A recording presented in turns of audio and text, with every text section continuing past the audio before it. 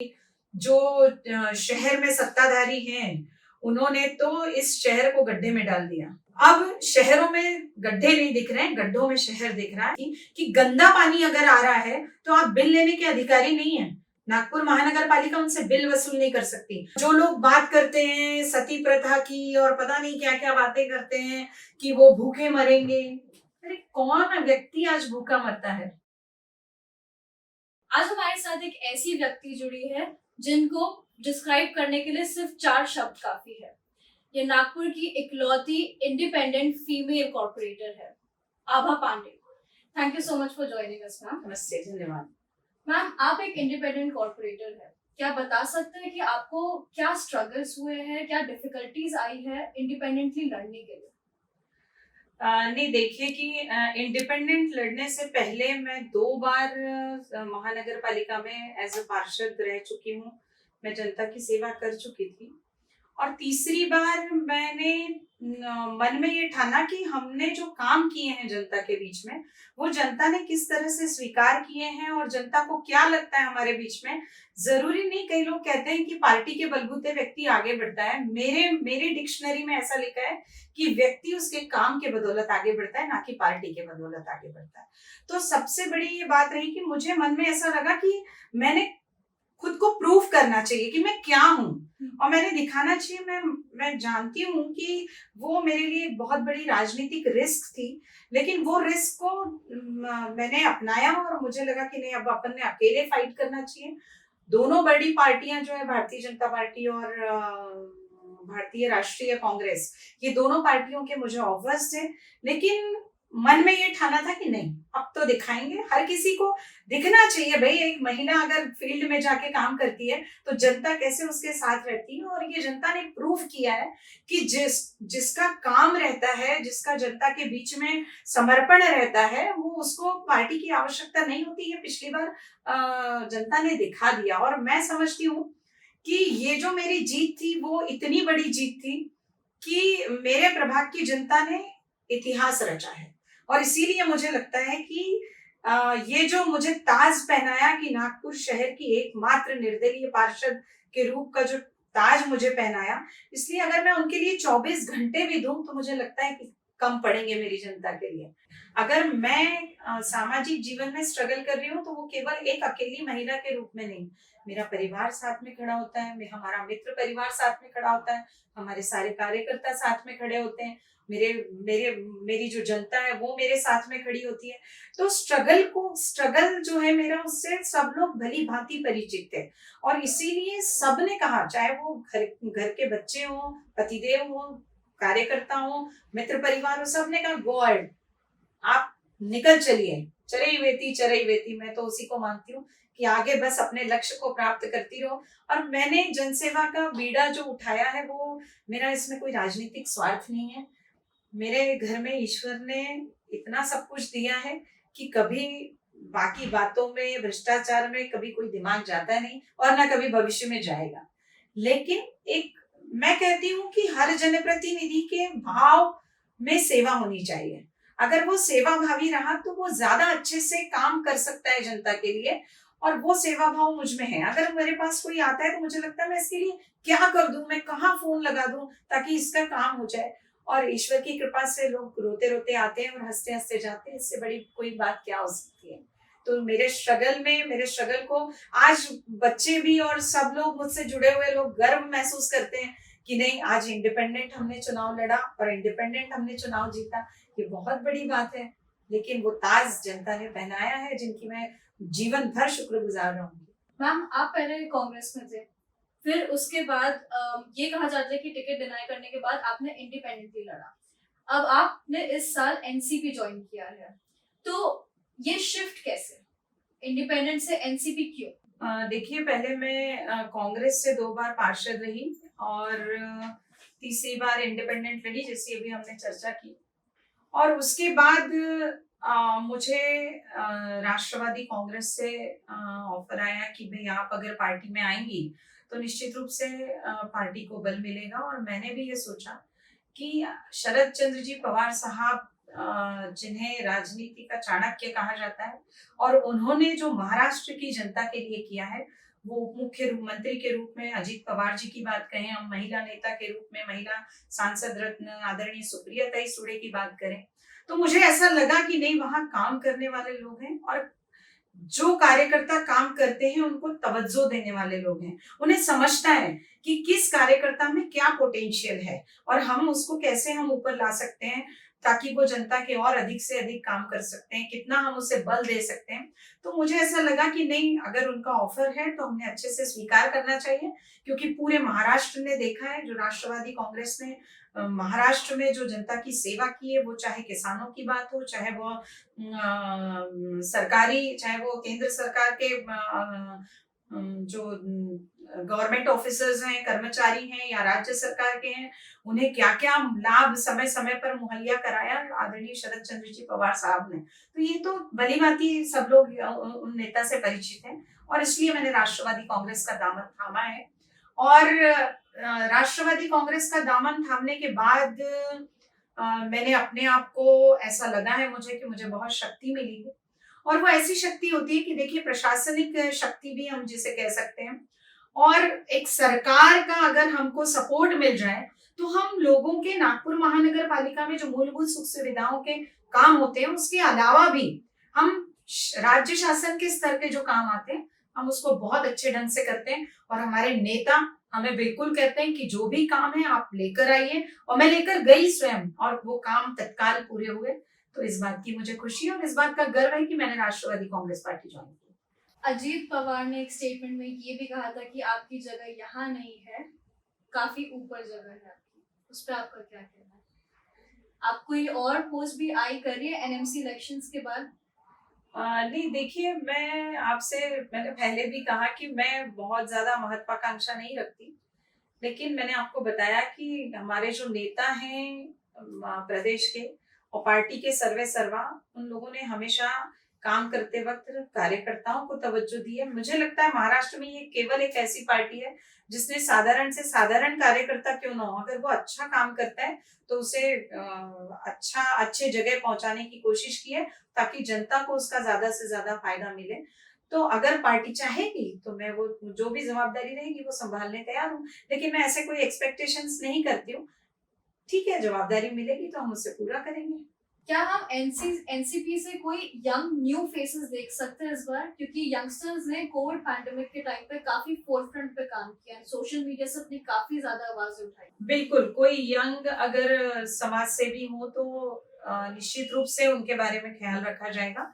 और वैसे भी हमारे पार्टी के वरिष्ठ नेताओं के निर्देश हैं कि जो यंग बच्चे बहुत अच्छा काम कर रहे हैं समाज के बीच में रह के, मैं अनेक लोगों को मैंने इस पेंडेमिक में देखा है, सोशल मीडिया के माध्यम से देखा है, जिन्हें मैं करीब से जानती हूँ, ऐसे बच्चों को देखा है, उन्होंने लिमिट क्रॉस करके लोगों की सेवाएं की है। मैंने ऐसे भी लोग देखे हैं जो कोविड वार्ड में घुस के लोगों की सेवाएं करते थे। यानी ये मादा वही रख सकता है जिसमें सेवा भाव हो। तो आज का जो यंगस्टर है वो सेवा भाव से ओतप्रोत है, और ऐसे यंगस्टर्स को निश्चित रूप से हम पार्टी में समावेश करके उन्हें आगे चुनाव में मौका देने के लिए हम प्रेरित भी करेंगे। और उनके लिए अगर हमें कुछ मेहनत भी करनी होती है, अगर उनके कॉन्स्टिट्यूएंसी में जाके, तो हम वो मेहनत, स्पेशली मैं तो उनके लिए बहुत मेहनत करूंगी।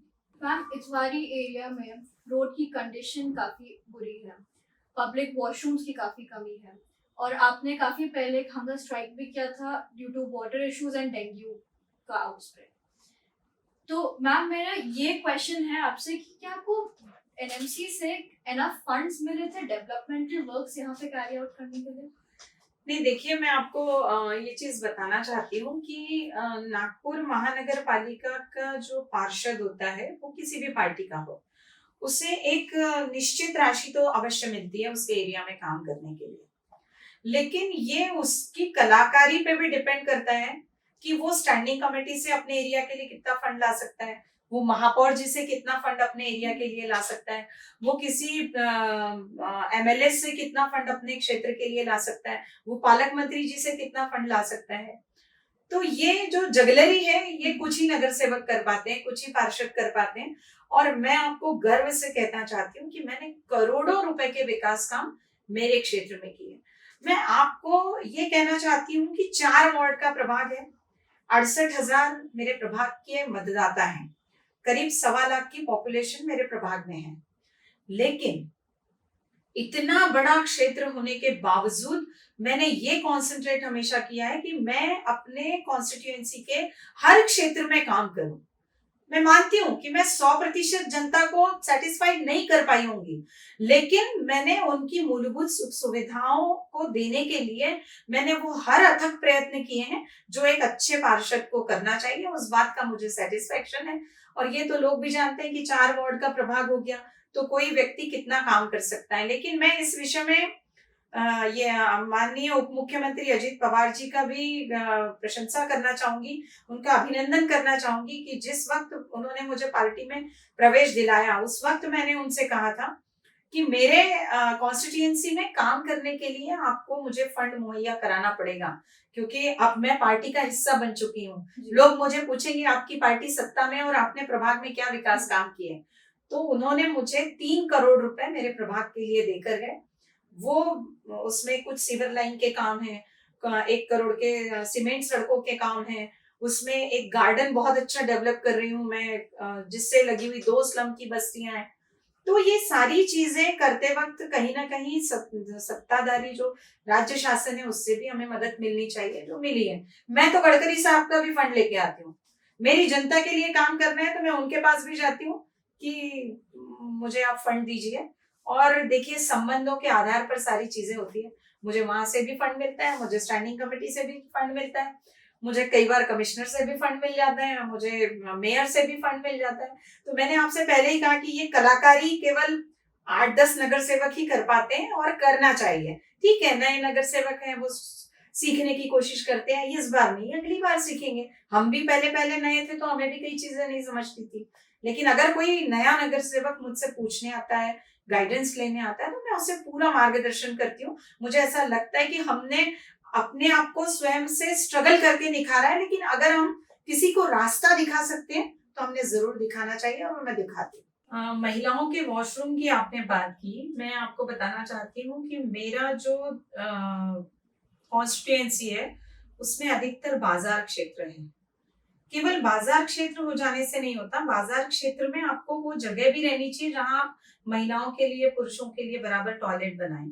मैंने अनाज बाजार में महिलाओं के लिए टॉयलेट बनाया है, मैंने शहीद चौक में बनाया, आप देख सकती हैं। मैंने सराफा मार्केट में बनाया है, और सुलभ मेरे प्रभाग में बने हुए हैं, वहां भी आप जाकर देख सकते हैं। जितना बनता है उतना जरूर महिलाओं के लिए किया है, क्योंकि हम जानते हैं, हम खुद स्वयं एक महिला है। महिला कहीं भी जा नहीं सकती है, अगर उसे जाना है वॉशरूम तो उसको एक अच्छा जगह चाहिए, और सेफ्टी पॉइंट ऑफ व्यू से भी हम सारी चीजें देखते हैं। तो हमने ऐसे सुलभ शौचालयों का भी निर्माण किया है प्रभाग में, और उसका लाभ कई महिलाएं ले रही हैं, बाजार आने जाने वाली महिलाओं को भी उसका लाभ मिल रहा है। और रही बात आपने गड्ढों की बताई, तो आज तो मैं कहूंगी कि जो शहर में सत्ताधारी हैं उन्होंने तो इस शहर को गड्ढे में डाल दिया।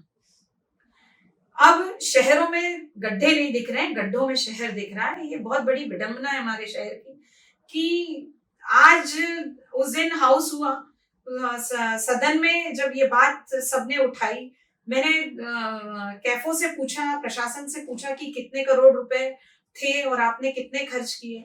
मैं शर्म से कहना चाहती हूँ और सत्ताधारियों पे ये दोष मढ़ना चाहती हूँ कि आपके रहते हुए, आपके कॉग्निजेंस न लेते हुए अनेक लोगों की जानें चली गई, अनेक लोगों के हाथ पैर टूट गए, लेकिन फिर भी आप चेते नहीं। और अब चेत रहे हो जब बारिश आ गई।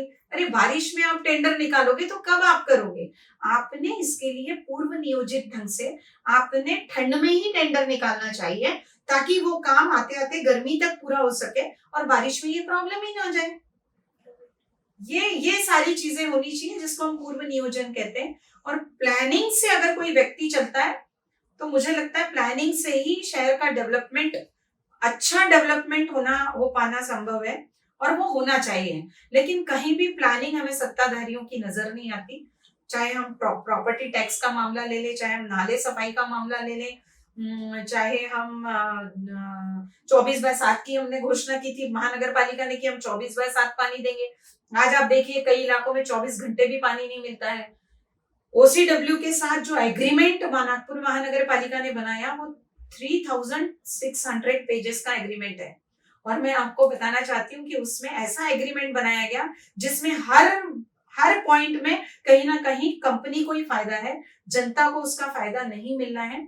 कल ही रात को 9 बजे जब मैं प्रभाग के एक क्षेत्र का दौरा कर रही थी, क्योंकि कुछ महिलाएं सुबह आई थी मेरे पास, दोपहर को मैं जा नहीं पाई, तो मैंने रात को अधिकारियों को बुला के 8 बजे से लेकर 9:30 बजे तक दौरा किया।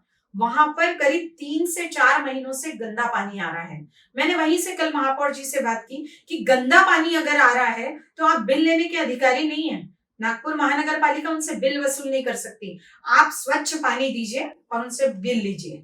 और मेरे प्रभाग की जनता को अगर आप अच्छा पानी नहीं देंगे तो मेरी प्रभाग की जनता बिल नहीं भरेगी। ये मैंने कल उनको फोन के द्वारा सूचित किया है। नागपुर महानगर पालिका के चुनाव दूर नहीं है, निकट है। और निकट चुनाव में लोगों ने जो मानसिकता अपनी बना ली, आप बताइए मुझे कि कोविड जैसा बुरा संघर्षमय काल, जिसमें गरीब व्यक्ति ने भी संघर्ष किया, मध्यम ने भी किया और आर्थिक रूप से अच्छे हालात वालों ने भी किया। ऐसे हालातों में जब लोग बेड के लिए तरस रहे थे, जब लोग ऑक्सीजन के लिए तरस रहे थे, कितने पार्षद काम कर रहे थे उनके लिए? शहर ने देखी है ये सारी चीजें, लोग अपने घर में थे। मैं आपको गर्व से बताना चाहती हूँ कि जिस वक्त मुझे जिसका फोन आया, मैं उसके लिए हॉस्पिटल में दौड़ी। एक बार तो मैं मेडिकल में, मैं डीन से झगड़ने के लिए मैं कोरोना वार्ड में घुस गई। मुझे सारे सुरक्षा रक्षकों ने घेरा कि आप नहीं जा सकते। मैंने बोला आप मुझे रोक नहीं सकते हैं, मुझे जनता ने ये पावर दिया है और अगर आप किसी व्यक्ति के साथ गलत कर रहे हैं तो मैं वो गलत होने नहीं दूंगी। मैम, गंगा जमुना इशू का भी अब एक पार्ट थे। अब मीडिया में ये था कि ज्वाला धोते मैम और आप दोनों एक ही पार्टी से थे, बट दोनों के साइड्स डिफरेंट थे। उस पर क्या कहना है? नहीं, देखिए, गंगा जमुना एक ऐसा विषय है कि ये आंदोलन आज से ही शुरू नहीं है। ये आंदोलन 2006 और 7 से मैं उस आंदोलन से जुड़ी हुई हूँ। और दो लोग अगर एक ही पार्टी के किसी आंदोलन में अलग अलग विचारधारा को लेकर चलते हैं, इसका मतलब ये नहीं है कि पार्टी उनके साथ खड़ी है या पार्टी मेरे साथ खड़ी है। मैं आपको बताना चाहती हूँ कि हमारी जो पार्टी है वो सत्य का साथ देती है। और अगर उन लोगों को लगा कि हमने उनके साइड से खड़ा होना चाहिए, उनने उनके साइड से खड़े हुए। मैं मानवता के आधार पे, मैं इंसानियत के आधार पे, मैं अपने यहाँ के यंगस्टर्स के सेफ्टी पॉइंट ऑफ व्यू से, मैं उनके जीवन को बनाने के दृष्टिकोण से मैं वहां की जनता के साथ खड़ी रही। और मैं आपको बताना चाहती हूँ कि वहां इतने प्रॉब्लम्स हैं गंगा जमुना में कि जवान बच्चियों की शादियां नहीं होती। जवान बच्ची कितना भी एजुकेशन ले ले, 35-35 साल की बच्चियां हैं जिनकी शादी नहीं हुई, केवल इसलिए कि आप गंगा जमुना वेश्या व्यवसाय जहाँ होता है वहां रहती हैं।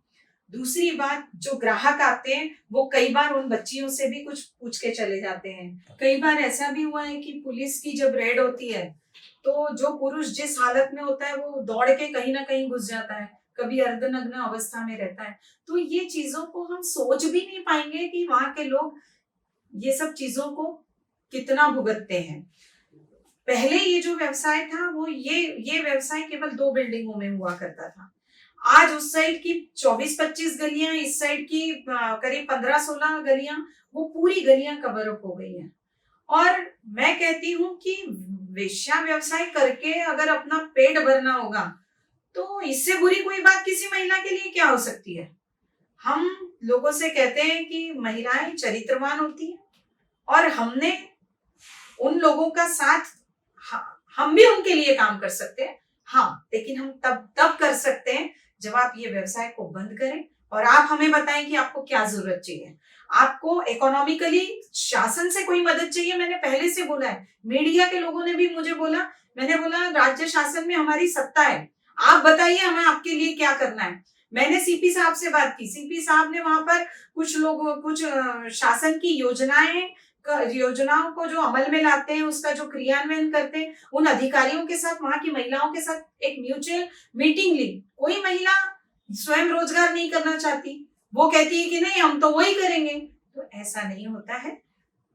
न्यायालय के स्पष्ट आदेश हैं कोर्ट के कि वहां जो महिलाएं रहती हैं, जिनका स्वयं का घर है, वो रह सकती हैं, लेकिन वहां पर देह व्यवसाय का अड्डा नहीं चला सकती।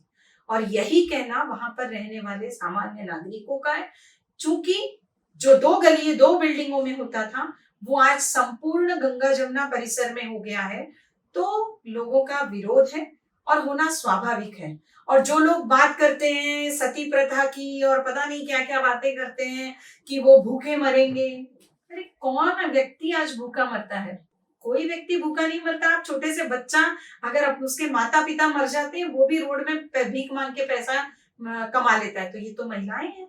और हर व्यक्ति में कहीं ना कोई सुप्त प्रतिभा होती है, वो अपने प्रतिभा के आधार पर कमा सकती है, वो अपना जीवन यापन कर सकती है, वो आर्थिक रूप से सुदृढ़ हो सकती है, शासन की जो योजना है उसका लाभ लेकर आगे बढ़ सकती है। लेकिन अगर मानसिकता ही वो गंदा काम करने की है तो फिर तो इसका कोई इलाज नहीं। मैं नागपुर के यूथ को ये मैसेज देना चाहती हूँ कि जिस तरह से समाज में आज हम देख रहे हैं कि जब एक पढ़ा लिखा युवा जब राजनीति से जुड़ता है तो विकास के मायने अलग हो जाते हैं, विकास का दृश्य अलग दिखाई देता है। क्योंकि जब हम हाउस में भी देखते हैं ना कि जो स्टूडियस नगर सेवक है, जो अध्ययन करने वाले पार्षद हैं, वो अध्ययन करके नागपुर शहर के विकास के लिए कुछ अलग ही बातें, इंटेलेक्चुअल बातें करते हैं। तो जब तक हमारा यूथ राजनीति से नहीं जुड़ेगा तब तक हम इस शहर के अच्छे विकास की, अच्छे डेवलपमेंट की हम कल्पना भी नहीं कर सकते। क्योंकि आज मैं देखती हूँ जो भी यूथ है वो यहाँ, देखिए ना आप, शहर में रोजगार की कमी होने के कारण बच्चा 10,000 भी कमाने के लिए वो पुणे, मुंबई, बैंगलोर, हैदराबाद शिफ्ट होता है। कितना वो खुद के लिए खर्च करेगा वहां, कितना अपने माता पिता के लिए भेजेगा, उसके लिए बहुत टफ टाइम है। लेकिन हम जैसे जनप्रतिनिधियों ने ये भी सोचना चाहिए कि वो जो यूथ है उसका जो स्किल्स है वो हमारे शहर के लिए हम कैसे यूज कर सकते हैं, हम यहाँ कितने रोजगार के अच्छे साधन पैदा कर सकते हैं जिस वजह से हमारा यूथ यहीं रहेगा। तो मैं यूथ से यही कहूंगी कि ज्यादा से ज्यादा यूथ समाज सेवा से जुड़े, ज्यादा से ज्यादा यूथ ये राजनीति से जुड़े। अगर राजनीति में अच्छे युवा जुड़ते हैं तो राजनीति का स्वरूप अलग होगा, विकास के मायने अलग होंगे, विकास का भी स्वरूप अलग होगा। इसलिए मैं यही निवेदन करती हूँ, क्योंकि हमने पेंडेमिक में देखा है इस शहर के यूथ ने इतना काम किया है कि जितनी भी उनकी तारीफ की जाए उतनी कम है। जिससे जितना बना, अभी भी कुछ बच्चे मुझसे मिलने आए थे, उनका कहना था कि मैडम हम भिखारियों को हम ले जाकर वैक्सीनेशन करा रहे हैं। वो भिखारी कई बार पागल रहता है तो हम पर थूक देता है, लेकिन हम उसका वो थूक भी सहन करते हैं, लेकिन हम चाहते हैं कि वो स्वास्थ्य से अच्छा रहे। हम उसे पहले नहलाते हैं, अच्छे कपड़े पहनाते हैं और उसके बाद जाके हम उसका वैक्सीनेशन कराते हैं। किसी जनप्रतिनिधि ने ऐसा किया? नहीं, वो यूथ ने करके दिखाया है। इसलिए मेरा मानना है कि यूथ जो कर सकता है वो कोई नहीं कर सकता, और इसीलिए यूथ ने समाज सेवा में आगे आना चाहिए, यूथ ने राजनीति से जुड़ना चाहिए। तो राजनीति का स्वरूप हमें अलग दिखेगा। अच्छे लोग जब तक राजनीति में नहीं आएंगे तब तक अच्छे लोगों को टिकटें कोई भी राजनीतिक दल हो वो नहीं देगी। जब अच्छे दल आएंगे तब राजनीतिक पार्टियां भी मजबूरी के अनुसार अच्छे लोगों को टिकटें देना चालू करेंगी। ये मेरा मानना है।